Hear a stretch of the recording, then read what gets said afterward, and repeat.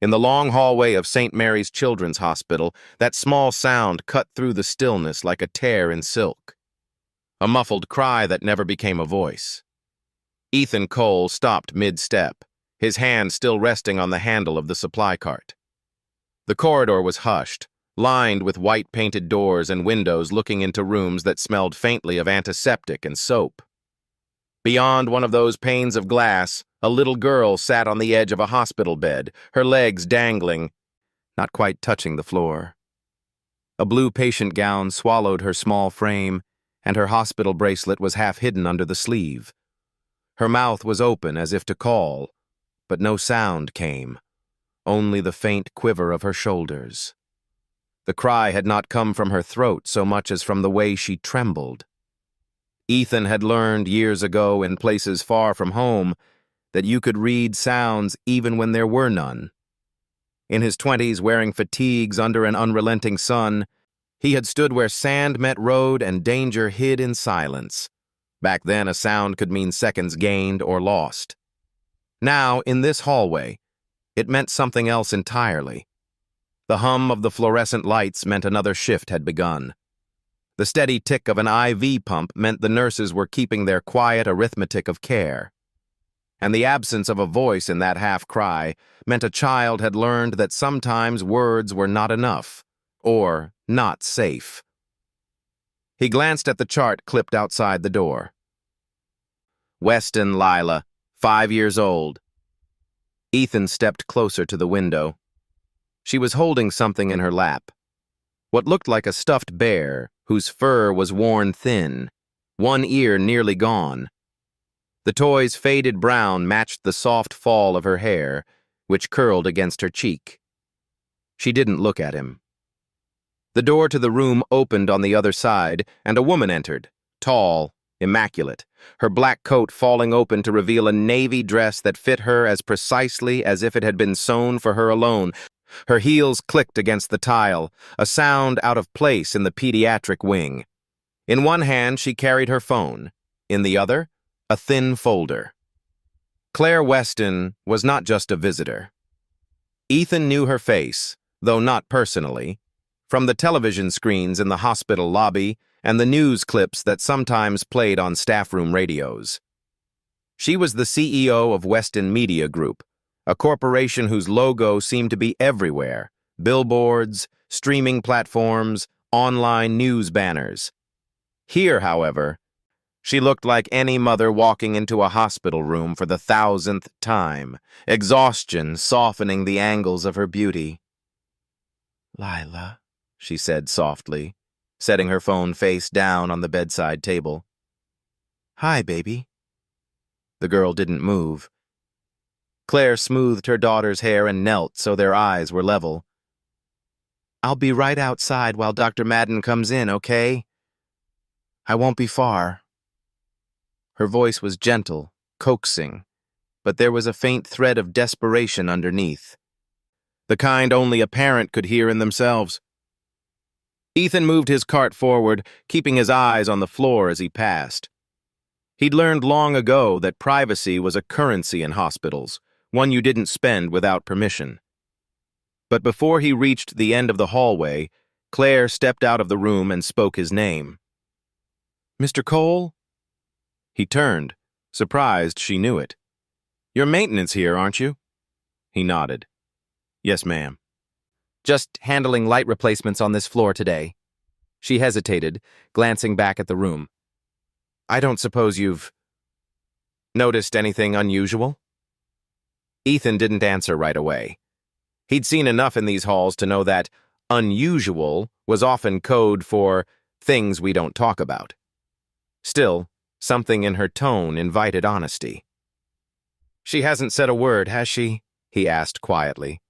Claire's eyes flickered and her voice lowered. "Not since the accident. It's been 5 months." She swallowed hard, glancing toward the window where her daughter now sat tracing a finger along the seam of her bear. "We've tried everything. Specialists, speech therapists, trauma counselors." Her gaze came back to him, sharp in its pleading. "If there's someone, anyone, who can help her, I'll pay whatever it takes." He thought about that.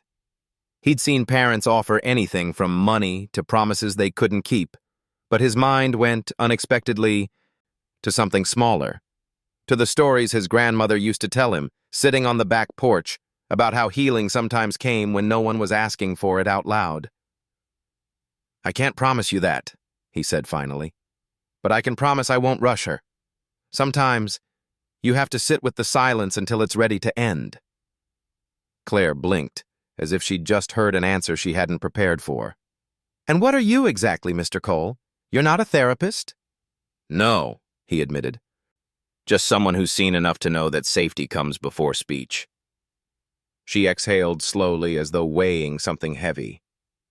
"If you think you can do anything at all, prove it. You have 2 weeks. Her tone was clipped, but her eyes betrayed the fragility beneath. She turned and walked away, her heels tapping down the hall, leaving the faint trace of her perfume in the sterile air. Ethan stood there for a moment longer before looking back at the white room. Lila still hadn't moved, but her gaze had shifted slightly toward the door, as if she knew, somehow, that something had just changed. The next morning, Ethan reported for his shift earlier than usual. He didn't wear his tool belt, only a plain gray sweatshirt and jeans. The nurses looked at him curiously, but no one stopped him when he walked into room 314. Lila was at the window, her bear in her lap. The blinds were half open, letting in a pale stream of autumn light. "Morning," he said softly. She didn't look at him. He sat in the chair by the wall, pulled a small, worn book from his pocket, and began to read. Not loudly, just enough that the words could settle in the space between them. The story was about a small bird with a broken wing, one that had landed outside a boy's window and stayed there for days. The boy never tried to touch it, only left crumbs of bread and watched from inside until the bird hopped closer. Lila didn't turn, but he noticed her shoulders ease ever so slightly. He didn't try to talk to her again that day, or the day after. Instead, he brought colored pencils and began sketching quietly at the small table near her bed. Trees, clouds, the outline of a bird. Sometimes he let the pencil roll across the table toward her. Sometimes she rolled it back. The nurses whispered about it later, how the CEO's daughter had started to sit a little closer to the man who wasn't on her medical team. Claire, when she came by in the evenings, would pause in the doorway and watch without speaking. By the end of the first week, Lila no longer faced the window when he came in. She sat on the bed, bare in her lap, eyes following the movement of his pencil. Ethan knew this wasn't progress in the way most people measured it, but it was the kind that mattered. Because sometimes, the first step to speaking again wasn't finding the words. It was finding the person you trusted enough to hear them. And though neither of them could have said it yet, the white room was no longer entirely silent. The second week began with rain tapping at the high windows, soft at first, then heavier until the sound filled the hospital corridors like a distant drum roll. Ethan wheeled his supply cart down the hall, but it was more a prop than a necessity now. His real reason for being on the third floor had nothing to do with light bulbs or leaky faucets. Room 314's door was ajar. Lila sat cross-legged on the bed, coloring silently in a sketch pad he had brought the day before.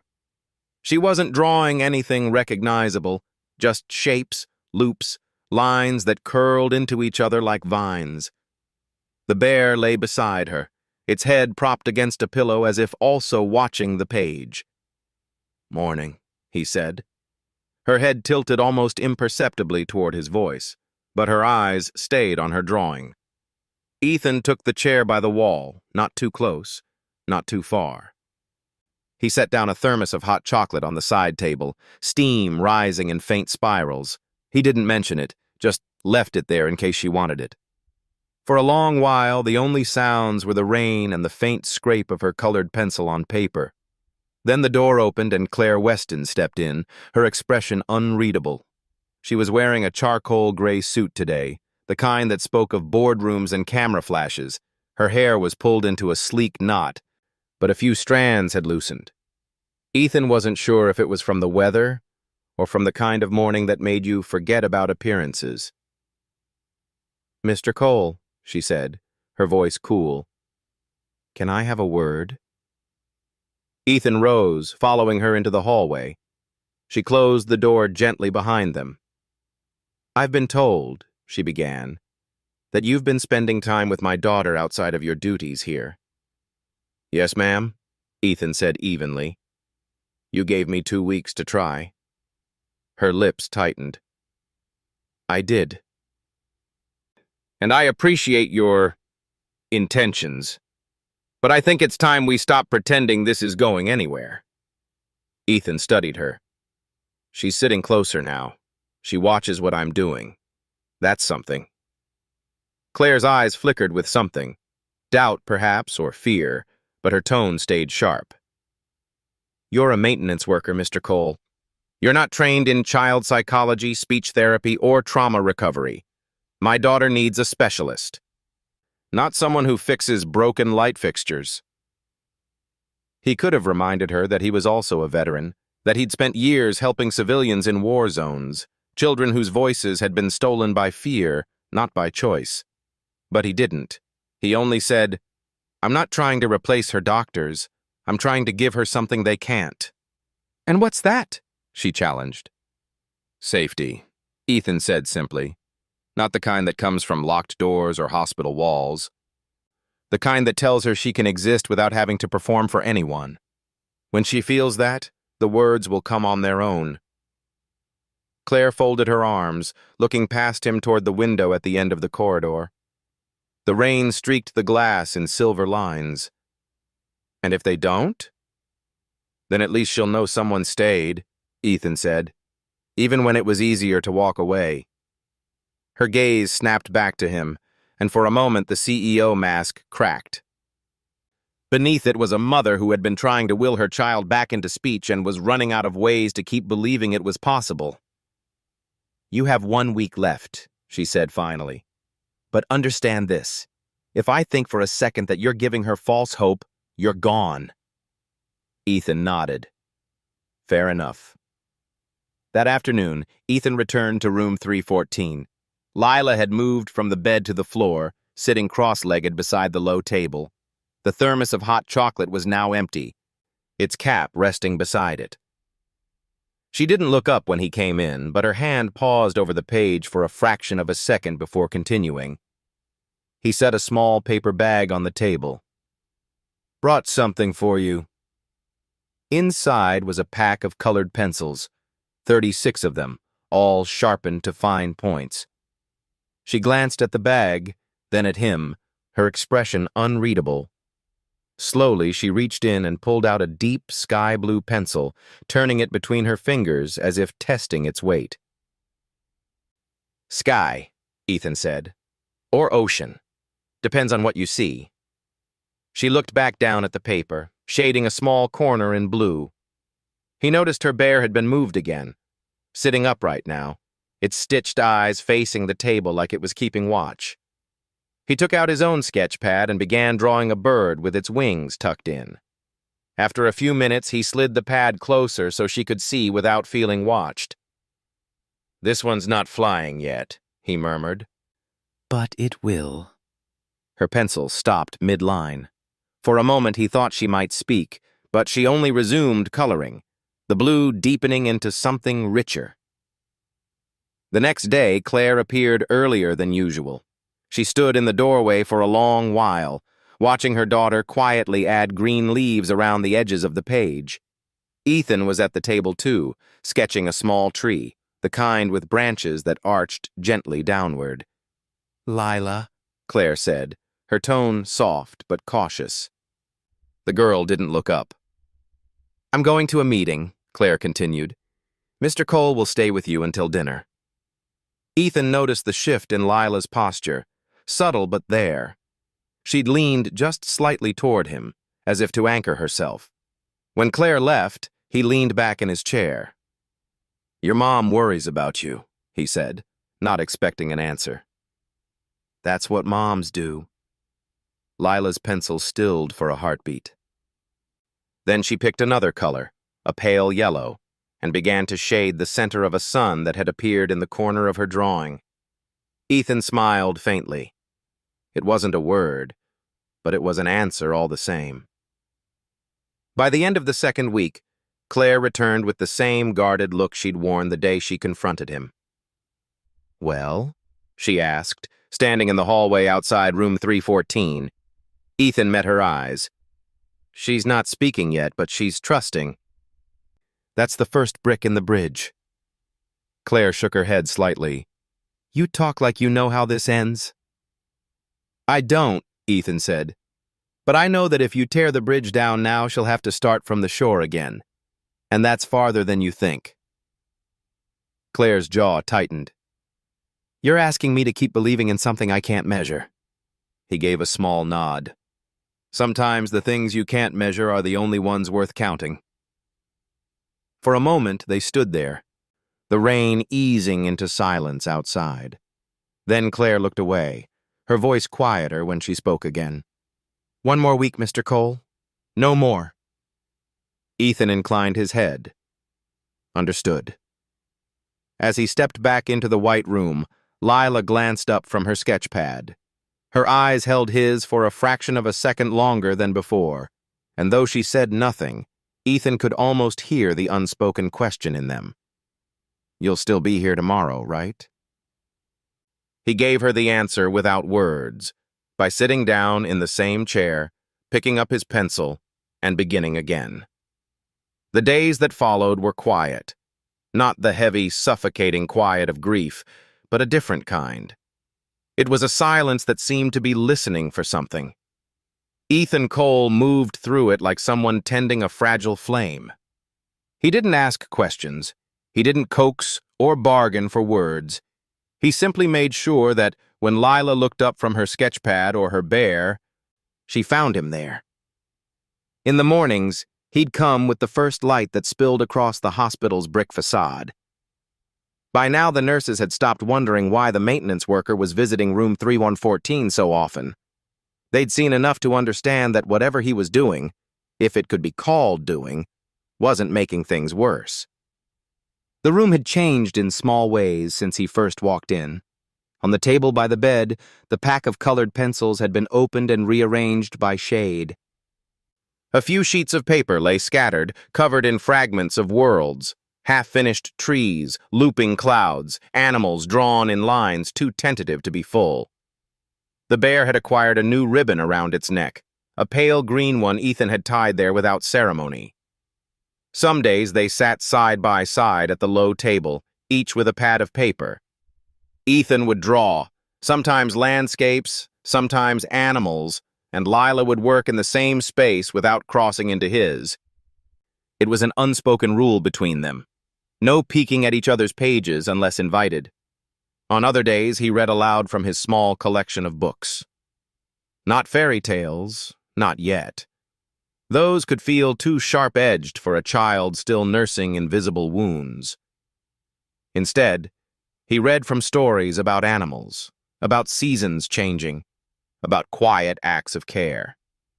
One afternoon, as the rain tapped softly against the window, he told her about the sparrow he'd found when he was 12. How it had a bent wing and couldn't fly, how it hopped across the porch toward the crumbs he left, and how it stayed until the spring sun coaxed it into the air. He didn't tell her what he was really saying, that the sparrow reminded him of her, and that he intended to be the boy on the porch for as long as it took. Claire Weston came less often during the day now. She still visited every evening, her arrival always heralded by the brisk click of her heels on the tile, but she lingered at the doorway instead of stepping fully inside. From there, she watched Ethan and Lila in the soft half-light of the room.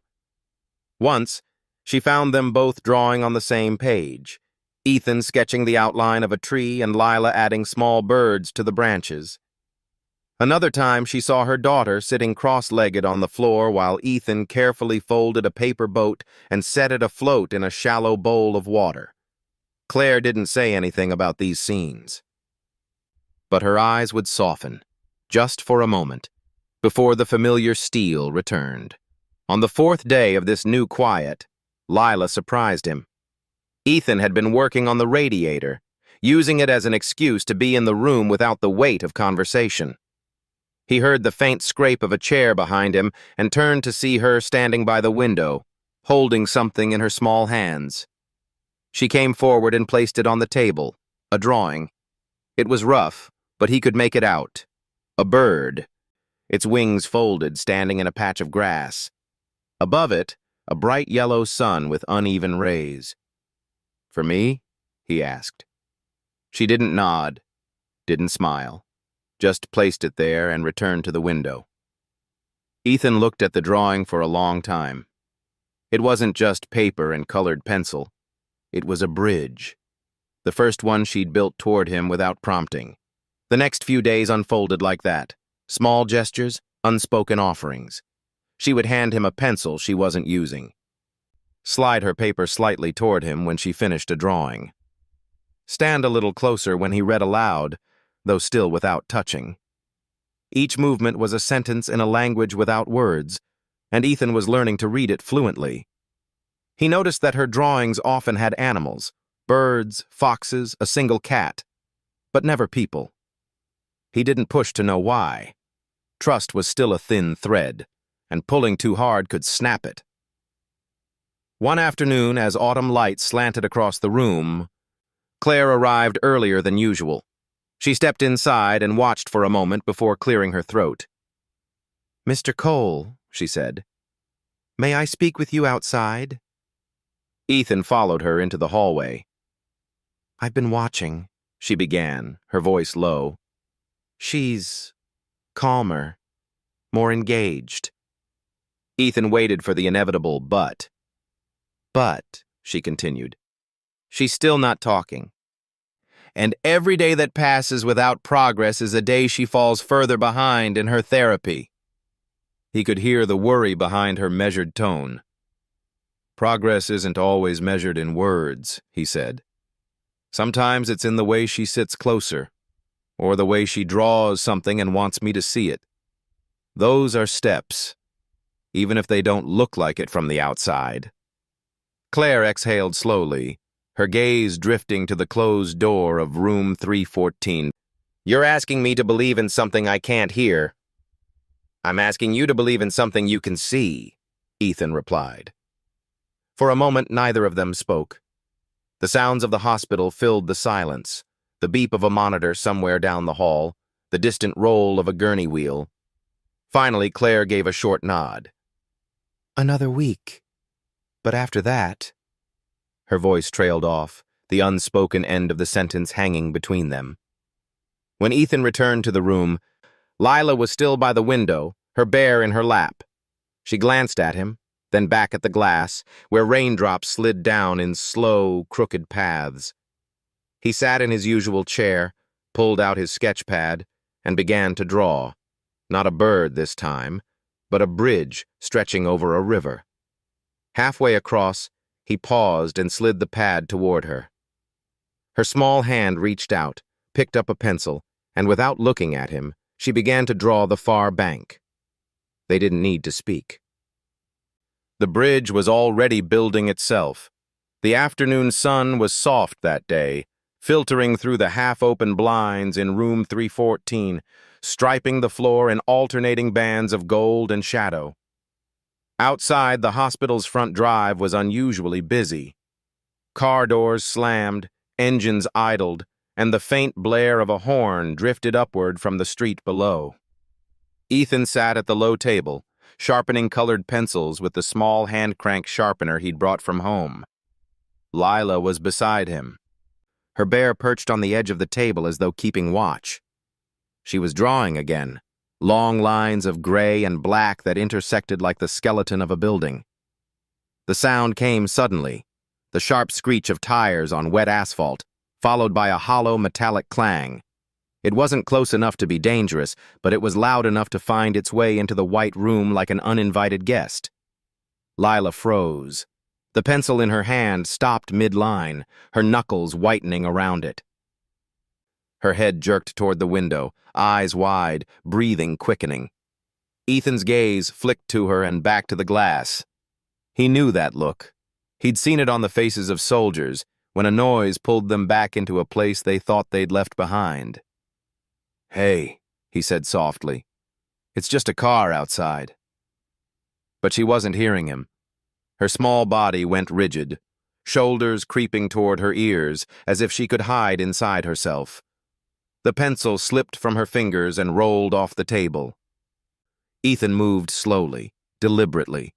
He didn't reach for her, didn't crowd her space. Instead, he picked up the pencil and set it back on the table, then sat down again so his presence was steady, visible but not overwhelming. After a moment, she slid off the chair and went to the corner by the bed, curling into the space where the wall met the floor. Her bear was clutched tight against her chest, its faded ear brushing her cheek. Ethan stayed where he was, speaking into the air between them. "When I was a kid, there was this tree in our yard, big, with a branch that hung low enough for me to grab. During storms, the wind would whip it around, and sometimes it made a sound like a crack. It always made me jump. Until one day I climbed up there and sat through the storm. The sound didn't scare me as much after that." Her head tilted slightly, not enough to break her huddle, but enough for him to know she was listening. Claire Weston arrived minutes later, her heels sharp against the tile as she approached. She stopped at the sight of her daughter in the corner, her brows drawing together. "What happened?" she asked, her voice tight. Ethan rose and stepped toward the door, lowering his voice so it wouldn't carry. "A car outside. Brakes metal. Sounded bad." She froze. Claire's eyes closed briefly, as if she could will the explanation away. "She saw it," she murmured. "She saw her father die." Ethan's stomach knotted. Claire went on, her words slow, deliberate, as if speaking them might reopen a wound. "The accident. I wasn't there. She was in the back seat. He was driving her to school. They were hit in the intersection. She came out without a scratch, not even a bruise. But she saw him." Her voice caught, the CEO's steel giving way to something raw. "She hasn't spoken since." Ethan glanced toward the corner, where Lila's small form was still folded tight. "That sound brought it back," he said quietly. "It's not just silence. It's a lock." Claire's eyes glistened for a second before she blinked it away. "And you think you can... what? Break it?" "No," Ethan said. "I think I can give her the key." For the rest of that day, he didn't try to coax her out. He stayed in the room, working quietly, occasionally humming under his breath. At one point, he began to fold a piece of paper into the shape of a bird. Slowly, methodically, so she could watch if she wanted to. Eventually, she emerged from the corner, still clutching her bear, and placed herself at the far side of the table. She didn't touch the bird he'd made, but she sat where she could see it. That night, after Claire left, Ethan stayed an extra hour, sketching in the soft glow of the bedside lamp while Lila drew in silence. Outside, the city moved on, cars passing, horns honking. But inside, the noise had settled into something almost gentle again. The next morning, Ethan came prepared. In his bag were a handful of small wooden blocks, each painted a different color. He set them on the table in neat rows, watching as Lila's eyes followed the movement. "Ever build something just to knock it down?" he asked. She didn't answer, but her gaze lingered. He stacked 3 blocks, then tapped the top so they toppled over with a soft clack. "Sometimes it's the only way to see how strong the next one will be." Lila reached out slowly, picked up a block, and placed it on the table. Then another. She didn't smile, but she didn't flinch when a car horn sounded faintly outside. It was small. But small, Ethan had learned, was everything. Later that afternoon, Claire returned. She stood in the doorway watching her daughter stack and restack the blocks.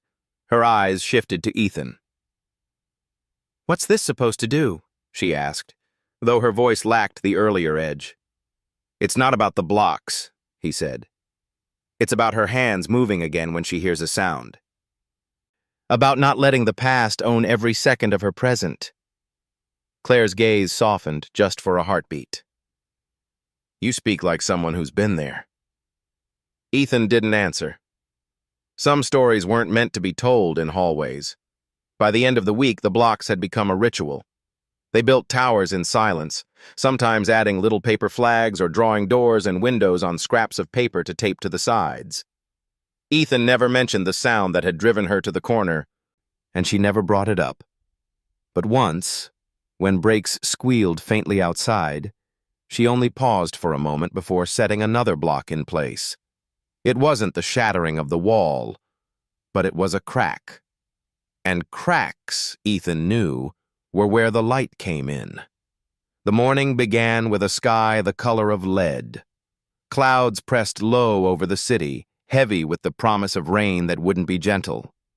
By noon, the first drops began to fall, fat, cold splashes against the hospital's windows.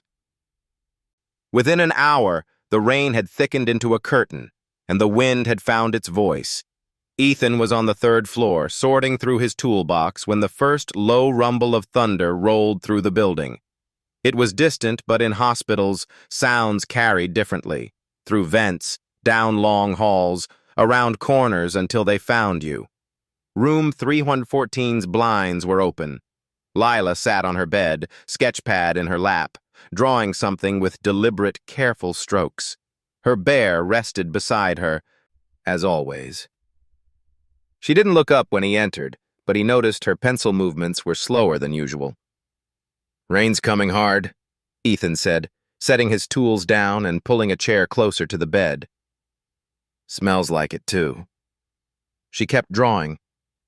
He reached into his bag and brought out a small object wrapped in tissue paper. "Made you something?" he said, setting it on the table by the bed. She glanced at it briefly. A small wooden bird, sanded smooth, with painted wings in 2 shades of blue. Her gaze lingered for a heartbeat before returning to her sketchpad. By 3 o'clock, the storm had gathered its full strength. Lightning flashed outside, so bright it bleached the room for an instant, followed almost immediately by a crack of thunder that rattled the glass. That was when the lights flickered. Once. Twice. Then they went out completely. The hallway outside erupted in muffled activity. Nurses' voices, the squeak of shoes on wet tile, the low hum of emergency generators kicking in. But the white room stayed dim, lit only by the faint, watery light from the window. Ethan turned toward Lila. Her hands had gone still, the pencil resting halfway down the page. Her eyes were wide. Not the blank stare of her usual silence, but a sharp, watchful look that reminded him of someone bracing for impact. "It's all right," he said softly. "Just the power. It'll be back." Then the wind hit. A deep, hollow roar, pushing against the building as if trying to get in. Rain slapped the windows hard enough to make the glass shiver. Somewhere down the street, a car alarm began to wail. That was when Lila moved. Quickly, almost instinctively, sliding off the bed and crouching under the small table in the corner. Her bear was pressed tight against her chest, her eyes fixed on the floor. Ethan didn't follow immediately. Instead, he sat on the floor near the table, not crowding her, just close enough that she could see him if she looked. "Storms sound worse inside," he said, his voice even, steady. "When I was overseas, we had these tin-roofed barracks. Every time it rained hard, it felt like the whole roof might come down. First time it happened, I tried to hide under my bunk. My sergeant found me and just sat there. Didn't say a word. Just stayed until the rain let up." The wind gave another long, low howl. Lila's fingers tightened on the bear's neck. Ethan extended his hand toward her, not all the way, just resting it on the floor between them, palm up. An offering, not a demand. For a long moment, nothing happened. Then, slowly, she reached out with one small hand and placed it in his. It was the first time she'd touched him. Ethan didn't speak. He didn't move. He simply held her hand, letting her decide how long she needed it. After a few seconds, her grip loosened, but she didn't pull away entirely. Outside, the storm raged on. Rain drumming the glass, wind pushing against the walls, but in the dim quiet under that table, something shifted. The blackout lasted almost an hour. When the lights returned, their sudden brightness made both of them blink. Lila crawled out from under the table and climbed back onto the bed, her bear still in her arms. She didn't pick up her pencil again. Instead, she sat cross-legged, watching as Ethan gathered the scattered blocks from the floor and stacked them neatly on the table. When he was done, she reached over, took the top block, and set it carefully beside the others.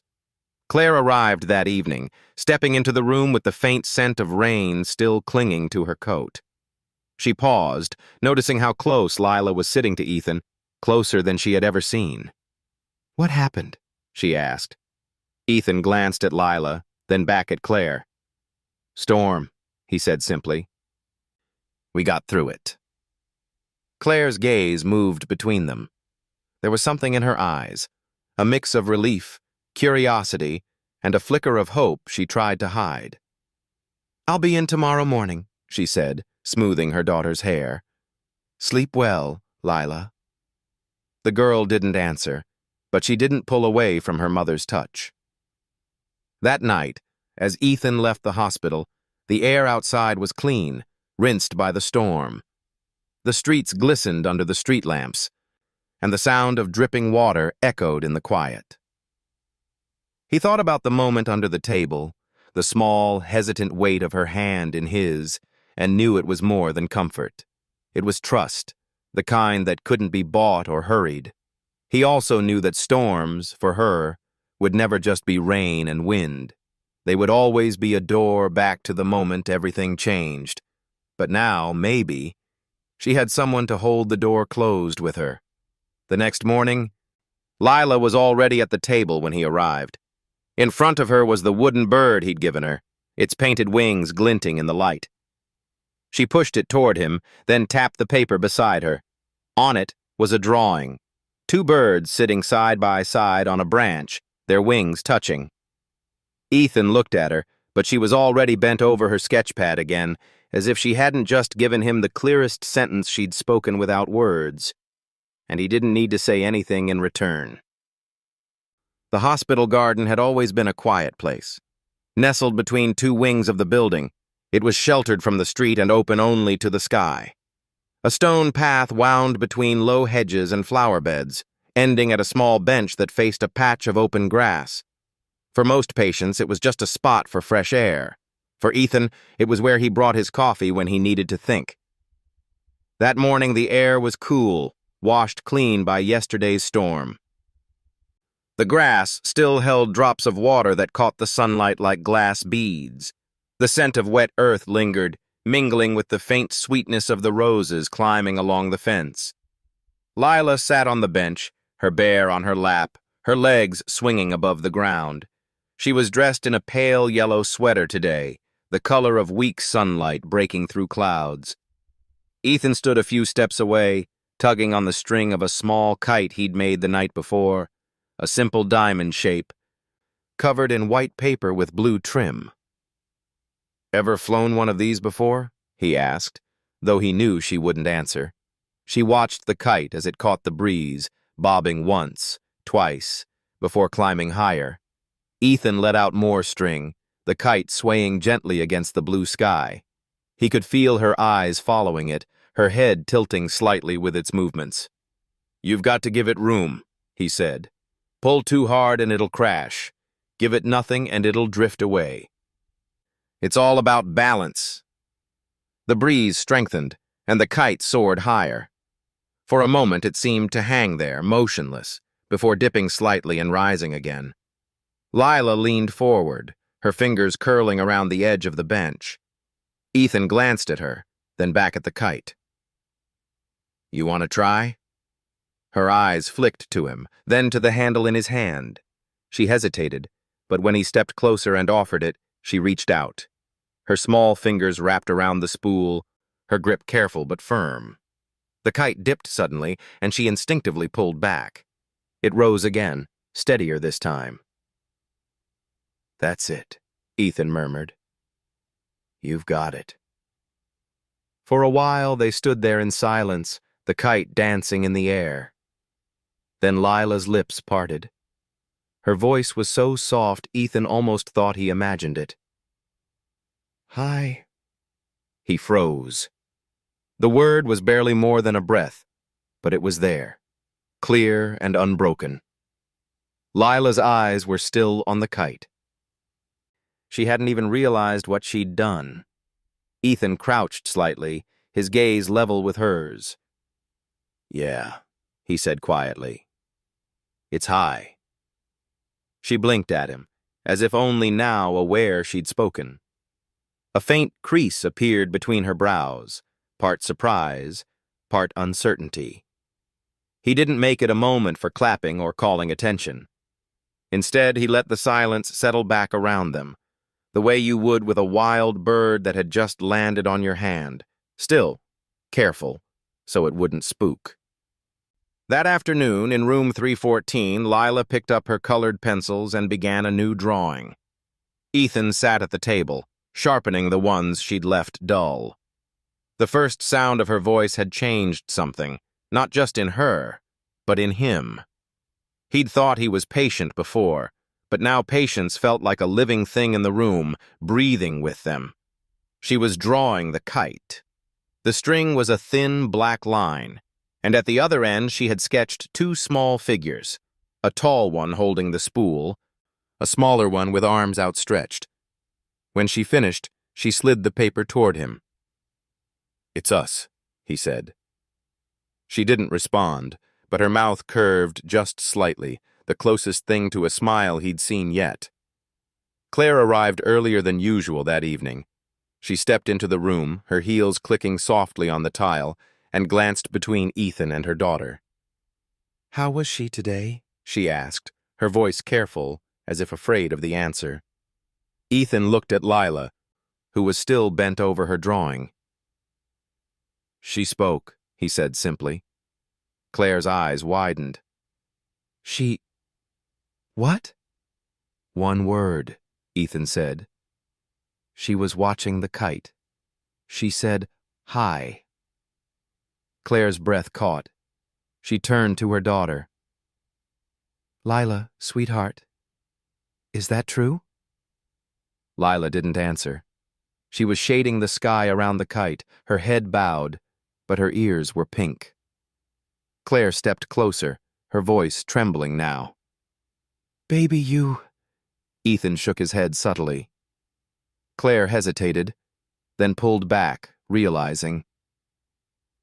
Some things couldn't be forced, not even by a mother's longing. That night, as Ethan left, Claire followed him into the hallway. "You don't understand," she said quietly. "That's the first sound I've heard from her in almost half a year." "I understand," Ethan replied. "But if we rush it, we'll scare it off. Let her lead." Claire's eyes searched his face. "You really think she'll talk again?" "I think she already has," he said. The next day they returned to the garden. The sky was clear again, the grass drying in the sun. Ethan brought the kite, but this time he let her hold the spool from the start. She managed it well, her small hands adjusting the string when the breeze shifted. At one point, the kite dipped low, and she murmured something, too quiet for him to catch. He didn't ask her to repeat it. The sound itself was enough. Later, back in the room, she picked up her bear and placed it on the table between them. She looked at Ethan, then at the bear, and whispered something that might have been a name. He didn't press her to say it again. Because now the light had come through the crack, and light, he knew, had a way of spreading on its own. The change was subtle at first. but Ethan noticed. Lila had begun stringing her words together, not often, and never in front of anyone else but him, but enough to mark the difference. In the mornings, she would greet the kite in the garden with a whispered "fly high" or murmur "blue sky" as she shaded her drawings. Sometimes she would point to the bird figurine on the table and add a single, careful word: bird, wing, tree. Each word was a small stone placed on the bridge between silence and speech, and Ethan could feel the structure growing stronger beneath them both. But the hospital was not a place that measured progress in small stones. It began with a summons. Claire appeared at the doorway of room 314, her face drawn tighter than he had seen in weeks. "Mr. Cole," she said, keeping her tone neutral. "They want to see us." "Who's they?" She hesitated. "The board, some of the senior staff. They've raised concerns." Ethan put down the sketch pad in his lap. "About what?" "You," she said. The meeting was held in a glass-walled conference room on the 6th floor, the kind with a long table and too many chairs for any one conversation. Rain had begun to fall again outside, streaking the windows with faint silver lines. 6 people were seated when they arrived, 3 in suits, 3 in medical coats. At the head of the table sat Dr. Gerald Madden, head of pediatric care. His expression was politely impassive, but Ethan could see the lines of impatience etched at the corners of his mouth. "Mr. Cole," Madden began, "thank you for joining us. Ms. Weston, likewise.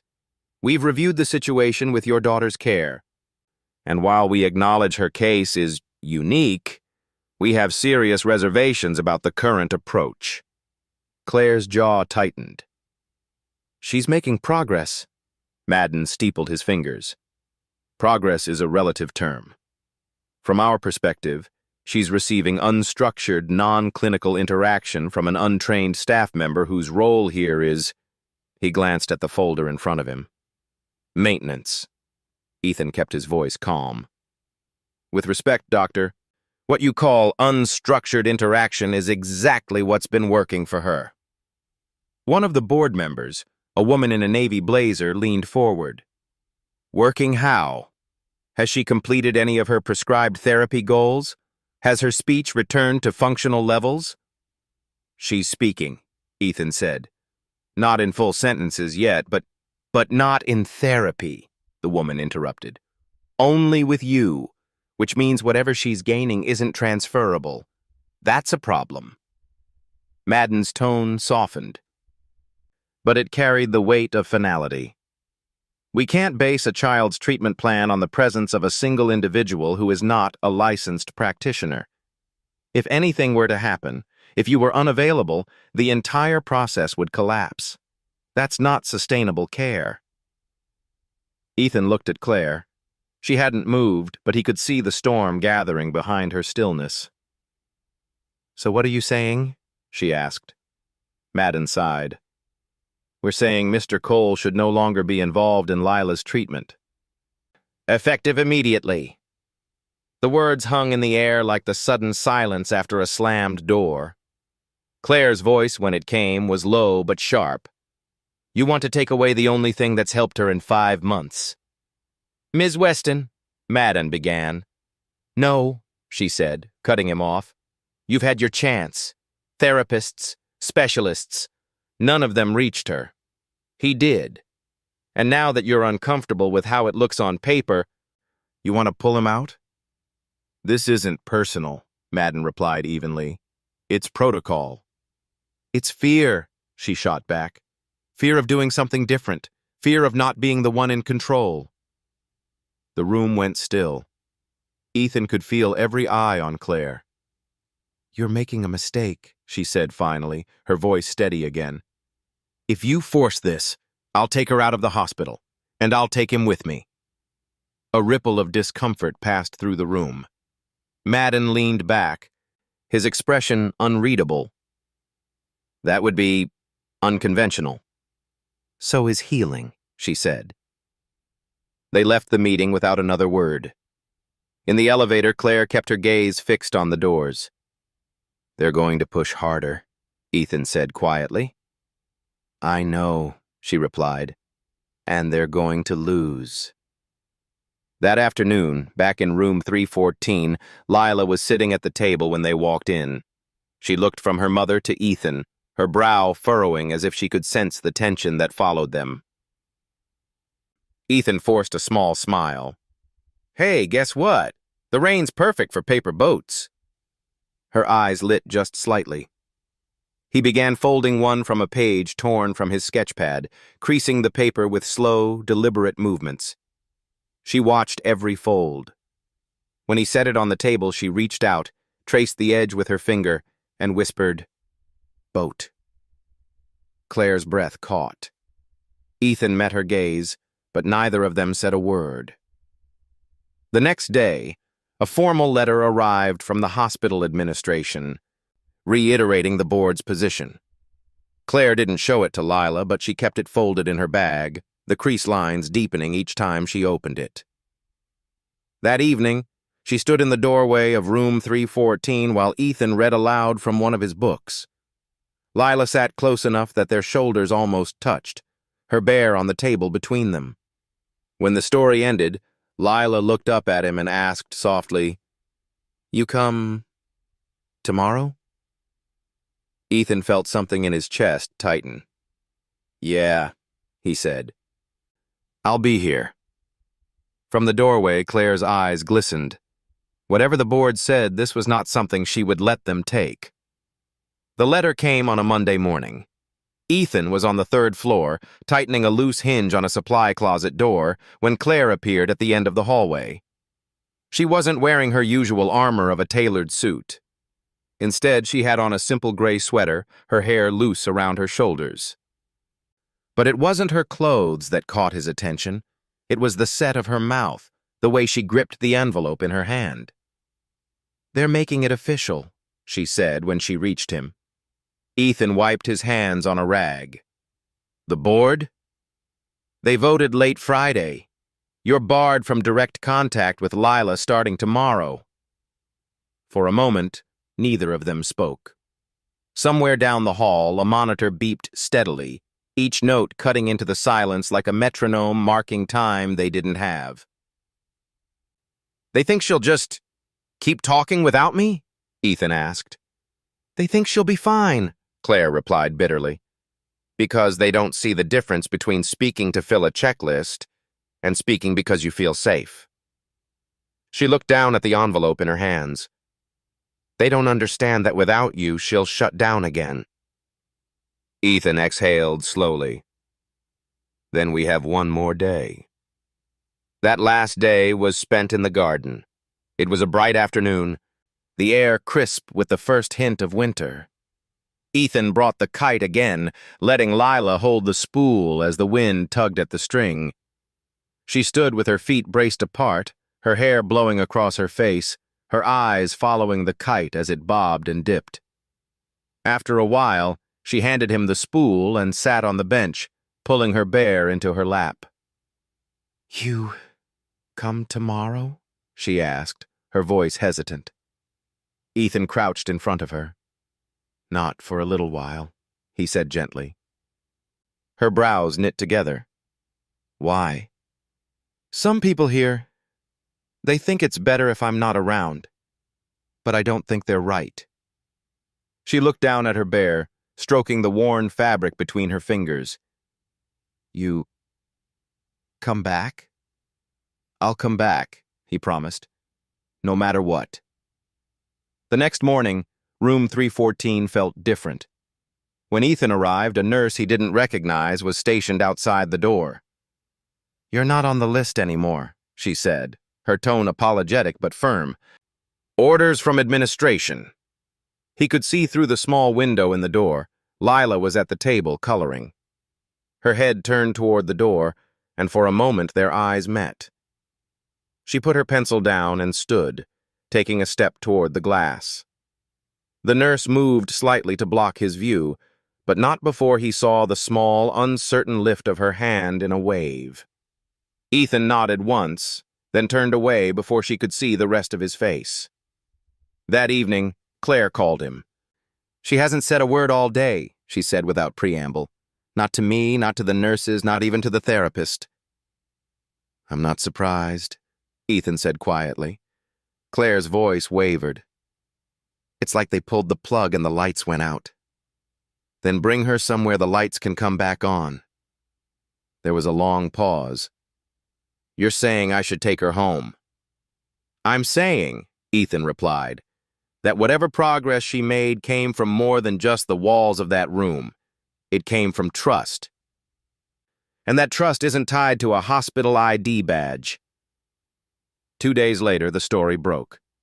The City Ledger ran a headline on its website: "CEO defies hospital order, removes daughter from care program."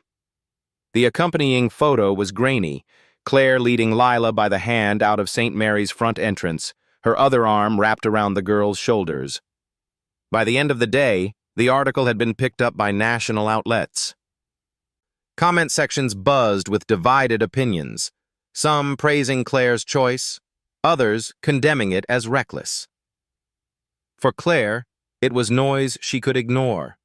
What mattered was that Lila was home, and Ethan was there too. The first night at Claire's townhouse was quiet. The house was immaculate, every surface gleaming, every cushion perfectly in place. It felt less like a home and more like a showroom, until Lila's small shoes appeared by the door, her bear perched on the arm of the living room sofa. Ethan set up a small table by the window, the same height as the one in room 314. He unpacked the colored pencils, the sketch pads, and the wooden bird. Lila hovered in the doorway, watching. "Want to draw?" he asked. She came forward slowly, sat in the chair, and picked up a pencil. For the first time in 2 days, she drew not just shapes or lines, but a picture. When she slid the paper toward him, he saw it clearly. A figure in a gray shirt sitting beside a smaller figure with a bear in her lap. Above them, a kite with blue trim flew against a bright yellow sky. That night, after Lila went to bed, Claire stood in the kitchen with a glass of water in her hand. "I've made some enemies," she said. Ethan leaned against the counter. "Enemies can't take what's already yours." Claire's eyes softened. "She's mine. But she's yours too now, isn't she?" Ethan didn't answer. He didn't need to. It happened just after midnight. The house was quiet, the kind of quiet that belongs to neighborhoods where street lamps hum and curtains sway slightly in the draft from half-shut windows. Ethan was in the guest room, lying on top of the covers, half awake, the faint city glow seeping through the blinds. The sound reached him first as a muffled whimper, faint, broken, like someone trying to cry underwater. He sat up, listening. Another sound followed, faster breathing, almost a gasp. Then, the sharp edge of a sob. He was out of bed before he realized he'd moved, padding down the hall toward Lila's room. The door was ajar. Moonlight spilled across the carpet, silvering the edge of her bed. She was tangled in the sheets, her small hands clenched into fists, her head tossing from side to side. "Lila," he said softly, stepping inside. Her eyes were shut tight, but her face was tense, her breathing rapid. She whimpered again, then cried out, not words, just a sound of fear that hit him like a blow. Ethan crouched beside the bed. "Hey, you're safe. It's just a dream." But when her eyes flew open, they weren't seeing him. They were somewhere else entirely, somewhere with screeching brakes and the smell of smoke. She pushed herself backward until her shoulders hit the headboard, her breath coming in panicked bursts. Ethan stayed low, his hands visible but still, his voice calm. "You're in your room, Lila." "Look, there's your bear." Her gaze flicked to the bear on the pillow, then back to him. Tears streamed down her cheeks. "It's okay," he murmured. "You're not there. You're here." With me. For a long moment, she didn't move. Then, with a small, shuddering sound, she launched forward into his arms, her face pressed into his neck, her fingers gripping the back of his shirt. He held her, one hand cradling the back of her head, the other rubbing slow circles on her back. "Got you," he whispered. "You're safe now. I'm right here." Her sobs came harder now, as if the permission to be held had also given permission to let it all out. Ethan didn't try to stop them. He knew from his own nights that sometimes the only way through was to let the storm spend itself. Minutes passed, her breathing slowed, her small body relaxing against him. He thought she might have drifted off again, until he heard it. "Dad." It was a whisper, almost lost in the folds of his shirt. Ethan froze, his heart thudding once, hard. She didn't say it again, didn't look up to see his reaction, but she stayed in his arms, and he felt the faintest loosening of the grip she had on her bear, as if she'd decided she didn't need both hands to hold on anymore. He didn't tell her she was wrong, didn't remind her of the truth that lay in the pages of her medical file and the photographs she no longer looked at. Instead, he pressed his cheek to the top of her head and said, "I'm here." Claire found them in the morning. She had come to check on Lila before her first conference call, only to stop short in the doorway. Ethan was still in the armchair beside the bed, head tilted back, asleep. Lila was curled against his chest, her bear wedged between them like a silent witness. Claire didn't speak. She didn't need to. The way her hand lifted to cover her mouth said enough. When Ethan stirred and met her gaze, she only nodded once, a quiet acknowledgement that something irreversible had happened during the night. Later that day, while Lila was in the kitchen coloring, Claire joined Ethan on the back porch. The autumn air was cool, carrying the faint scent of rain from a storm that had passed hours earlier. "She called you Dad, didn't she?" Claire asked without preamble. Ethan's gaze stayed on the yard. "Yeah." Claire's voice was soft, but there was no mistaking the weight in it. "Do you know what that means for her?" "I know what it means for me," he said quietly.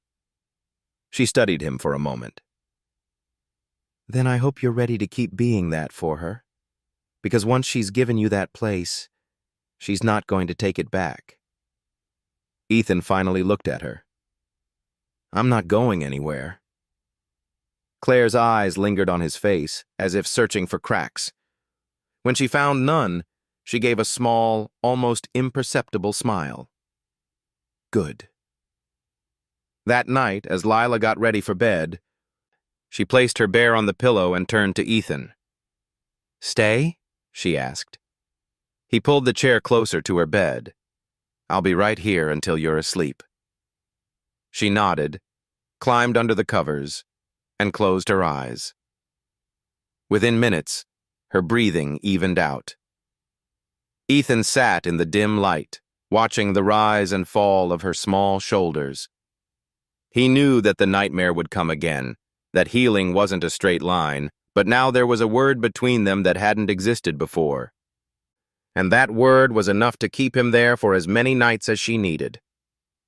6 months later, the garden outside the new building was alive with color. Spring had arrived early that year, and the air was full of the clean scent of blossoms and fresh-cut grass. A small crowd had gathered along the curved walkway leading to the front doors, families, reporters, local officials, and neighbors curious about the newest addition to the city. Above the entrance, in letters cut from brushed steel, the sign read, "The Lila Weston Healing Center." Ethan stood off to the side, watching as Lila held her mother's hand near the front steps. She was wearing a pale blue dress, her hair pulled back with a ribbon that matched it. In her other hand, she clutched her bear, the same one that had been with her in room 314, now freshly cleaned, but still missing an ear. Claire caught Ethan's eye and gave him a small nod, the kind of look that said, "We're here because of you too."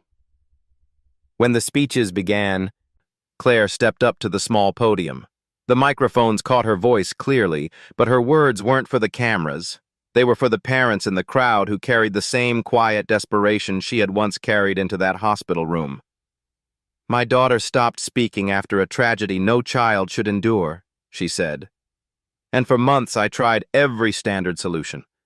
But nothing reached her, until someone sat beside her and didn't demand a single word. He didn't try to fix her. He simply made it safe to be herself again." She looked toward Ethan. "That man is now my partner in this center. Together we built a place where silence isn't treated as defiance, where healing can take the time it needs. Here, children who have been through the unthinkable will have a home for their voices to return, one syllable at a time." The applause was warm, but it was Lila who quieted it. She stepped up beside her mother, holding the bear close, and looked out at the crowd. Her voice was small but steady. "This is for kids, like me," she said. "It's safe here." And then, without prompting, she smiled and added, "Welcome." It was only one word more than she'd planned to say, but it was enough to bring the first row of listeners to tears. Inside, the center smelled faintly of new paint and lavender.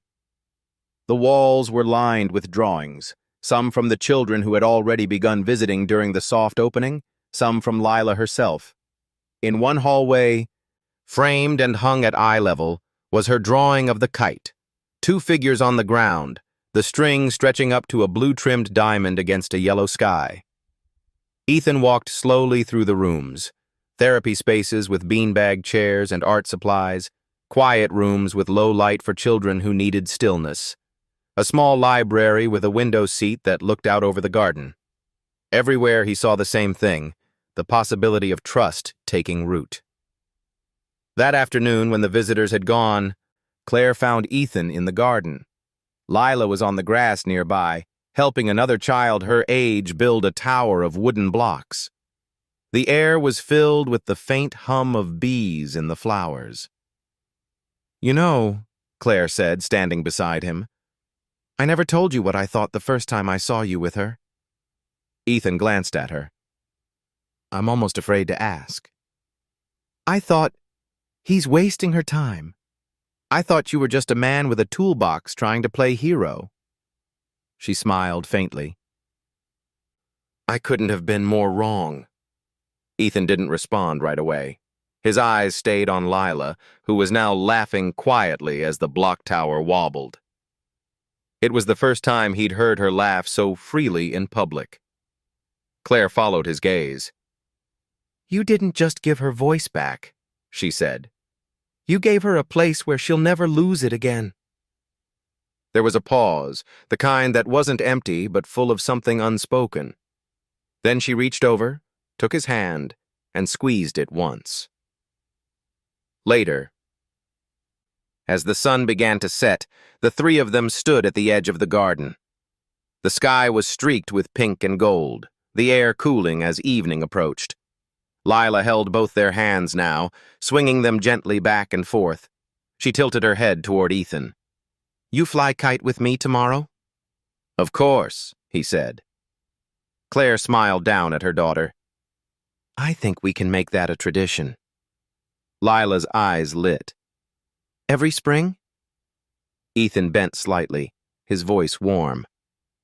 "Every spring." "As long as you want." The center's lights began to glow against the deepening dusk, their soft illumination spilling into the garden. It was the kind of light that drew people in, not harsh, not demanding, just there, steady and sure. And as Ethan stood there with Claire's hand in one of his and Lila's in the other, he realized that the white room in the hospital, the kite in the garden, the storm under the table, they'd all been steps leading here. To a place built not from brick and steel alone, but from trust. A place where voices lost could be found again. Thank you for staying with us through this journey. Every moment you spent listening, through the silence, the storms, and the first fragile words, means more than you know. Stories like this are about more than characters. They're about the truth that healing is possible, that trust can grow in the smallest moments, and that no voice is ever truly gone. It just needs a safe place to return. From all of us who brought this story to life, and from Ethan, Claire, and Lila, thank you for being here.